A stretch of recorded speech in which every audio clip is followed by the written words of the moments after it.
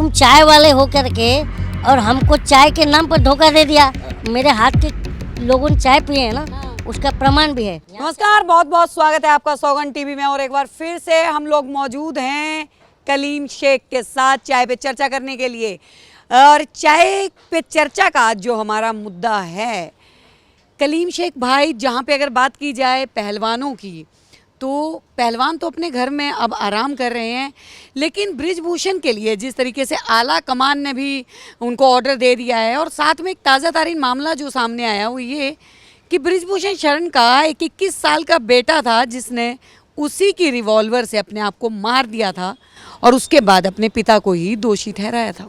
हाँ, ये मैं टाइम्स ऑफ इंडिया में पढ़ा भी था। हाँ जी। तो क्या लगता है कि पहले तो बेटा ही जो है उनके कारनामों के बारे में जो है वो बता चुका है कई साल पहले, तो सही बात है। मान लीजिए कि घर वाले ही किसी व्यक्ति को ज़्यादा अच्छे से जान सकते हैं। हाँ।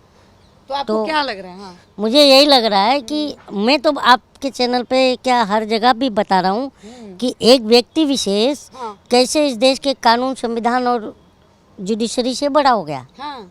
यही तो हम सवाल पूछने निकले हैं।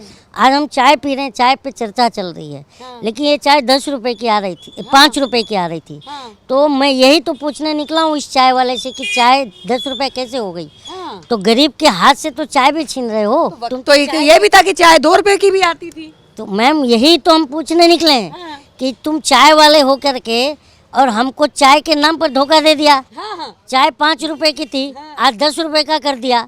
तो ये धोखा हो रहा है हमारे साथ।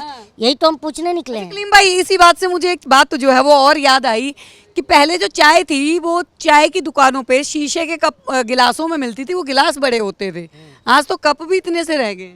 वो इसीलिए तो मैं पूछने निकले हम चाय वालों से कि चाय, किसी चाय वाले ने कोई जवाब दिया आपको अब तक? नहीं, जो मेन चाय वाला है मैं उसके लिए निकला हूँ। हाँ। नहीं तो इन चाय वालों, मैं बार बार कह रहा हूँ वो चाय वाला फर्जी है।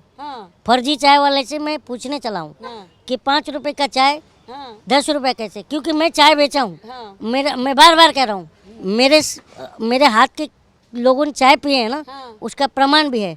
और इस चाय वाले से 24 में प्रमाण भी मांगेंगे कि तूने किसको चाय पिलाई थी, वो प्रमाण दे। हाँ। तो उन्होंने बोला तो था कि मैंने चाय बेची, आप लोग पकौड़े बेचो, चाय और पकौड़े का दोनों का मिश्रण हो जाएगा। सुनो तो मैम, तुमने चाय बेची थी और हमसे पकौड़े बेचा रहे हो, और हमारे सामने धड़ल्ले से हमारे संस्थानों को बेच रहे हो।